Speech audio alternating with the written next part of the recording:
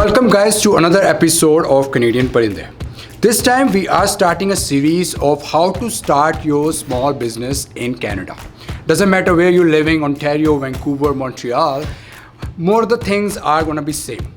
Well, if you have watched our previous video and we talked about different aspects of starting your own business, especially you are starting from the scratch, we promise you guys that we're gonna bring people, real people who actually started their own business right from the scratch, who know nothing, and they were successful. So we're gonna meet our first guest, Pratap, who started his supplement store here in Cambridge, Ontario. Let's take you there.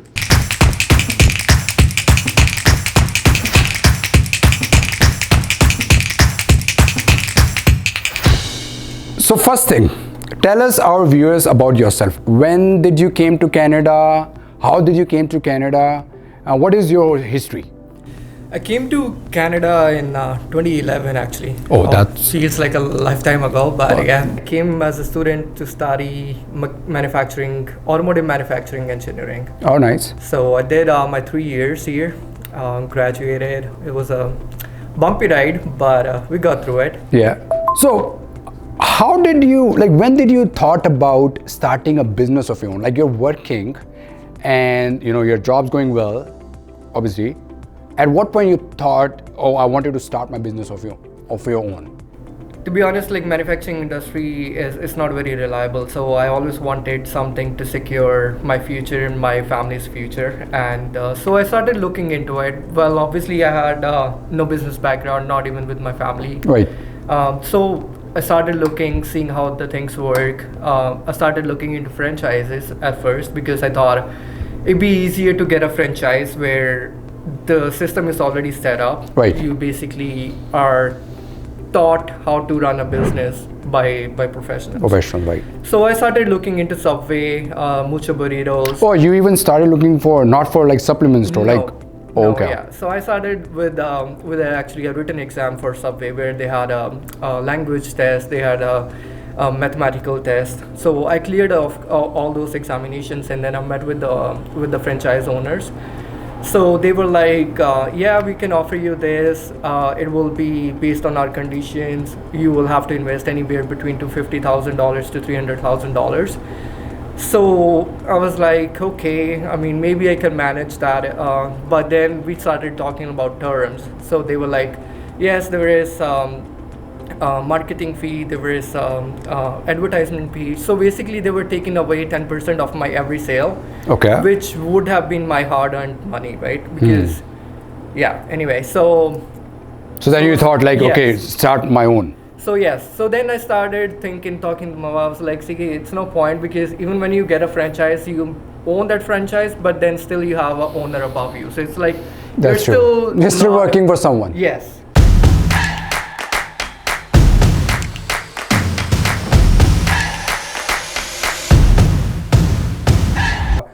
It's a big store, and then you have a huge inventory of everything. I don't know how you even manage that, but let's talk about it because so when you wanted to start of your own, because you're not starting a franchise, it's now a different story. Correct. Right? Yeah.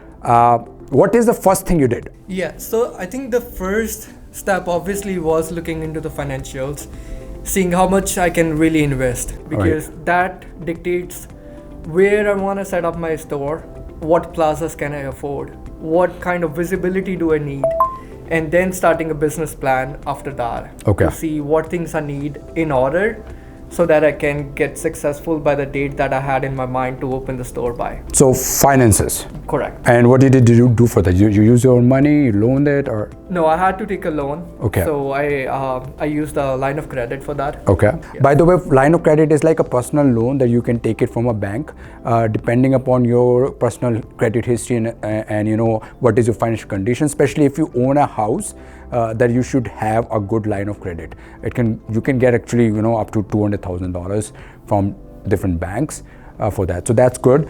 And then you're saying second thing is you look for location. Yes. Okay. So second thing was to see the exposure I needed. Obviously, I didn't want to be hidden or somewhere inside the residential areas where I didn't have a good traffic flow or I didn't have a good exposure on, because starting a new business, and that too something of your own, not a franchise, needs a lot of exposure. People will hear a name that they have never heard before. Right. So obviously you want it to be somewhere where they're passing by, they're just a general traffic flow, and they look at the signboard, they're like, oh, what is this? That's true. Okay, so that's nice. So you got a store, and I see it's a very nice location. It's right on the Hespeler, right? What is the next thing? So the next thing was to get a list of the products I wanted to get in the store. So with a set budget and the products in your mind, you had to make arrangements of what product to buy from which supplier. So it's not like I have one supplier, I have like multiple suppliers. I can see that. Yes, which carry different products. So I had to get a list of products, do my study, do my calculations to see which products excel in this field.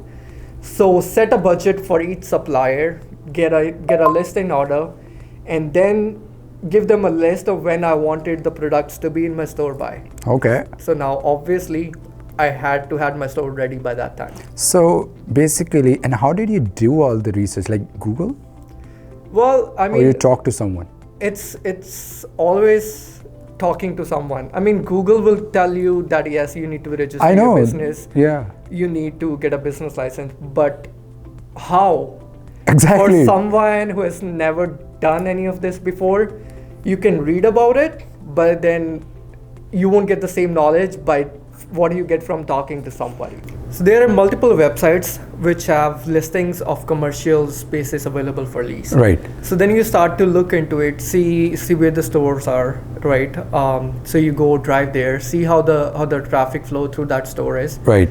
So when you meet with the realtor who has that space available for lease, you then meet them and then you talk about the charges, obviously, how they charge, how much the maintenance fees is. Okay. So let's say the website says it's $15 a square feet. Okay. So I was like, okay, that's not too bad. And then I started doing my calculations based on that $15 a square feet space. I was like, okay, let's say I need 1,000 square feet. That's not too bad. I can maybe afford it and all that. But when you meet with the realtor in person, then you realize, oh, that square footage is just the store space. You pay the maintenance fees on top of that. Oh.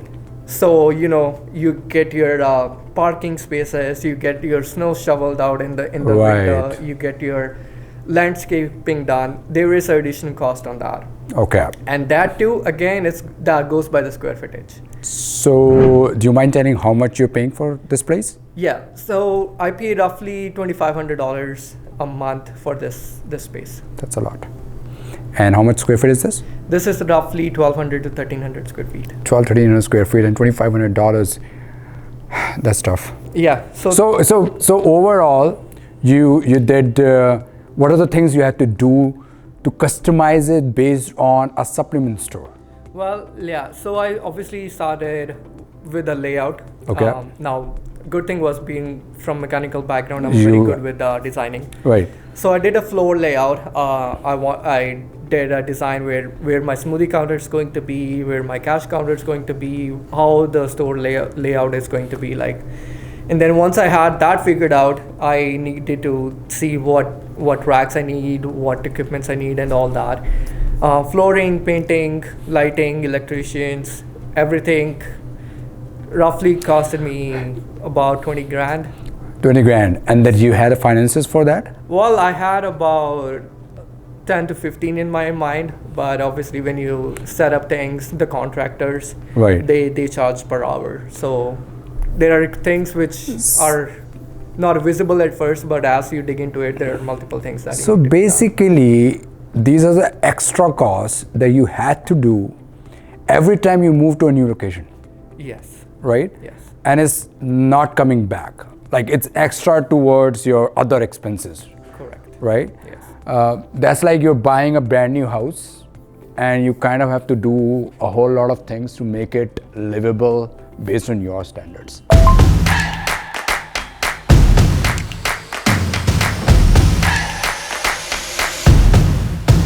When you started this store, were you just you and your wife managing, coming in, coming out and everything? Or I know that your wife was also working full time, Yes. right? Or did you have to hire someone?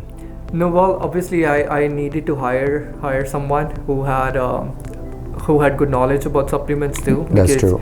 I could only learn so much in the period that I was looking into it, but I needed help, and I couldn't be here all the time, so I had to have a backup. So I got employers hired before the opening date. Okay, so then in that case you have to manage their payroll as well. Yes, yeah, that Right. comes with it. Yes, And I think you kind of have to pay at least the minimum wage, minimum wage. Yes, right? Yeah. So which is right now 14 something dollars. Yeah. So that's another 14 something dollar per hour. So that's another on top of that. If you're hiring someone, and you probably need to hire someone. What is the one advice you would like to give to our viewers? I think the one advice I can really say is do your research before you make a move that could impact you financially. Make sure you're ready for it. Do lots of research. See what your competitions are, what other industries compete in the same field. How much can you afford? You don't want to overstep on your budget, and always keep a buffer. Like we spoke about, my budget went above than what I initially planned for. Right. So you want to make sure that you're not going under the ground, basically, but make sure you have everything the way you want to be, and just go for it. It's a hard choice. You can never be 100% confident that yes, it's going to work out, but hey, life is all about chances. If you don't take one, you'll never get one. And you don't regret about starting your business, No. right? No. That's a very important thing, because if you're doing the right thing, you won't regret about it, right? Lastly, you joined back to work now? Yes, I did. Okay, Yes. so that's really good thing. That's the very important factor. He left his job. He put up his own whole time to the business to make it at the point then it can be controlled by an employees. It can be run by an employees, Yes. right? And then now he can go back to his work to make that extra income. Well, basically now this is making an extra income, This is yes. right? And eventually working out well for him. All right, thank you so much. It's nice talking to you. Again, if you are in the region around, or somewhere even far, you want to order something, any supplements, or if you want to talk to Pratap about how to start working out, leave a message in the comments below. Again, we're going to cover another super awesome businessman who started his own business, his new story, whole process in next video. Please subscribe and watch the video. Till then, stay safe and stay healthy wherever you are.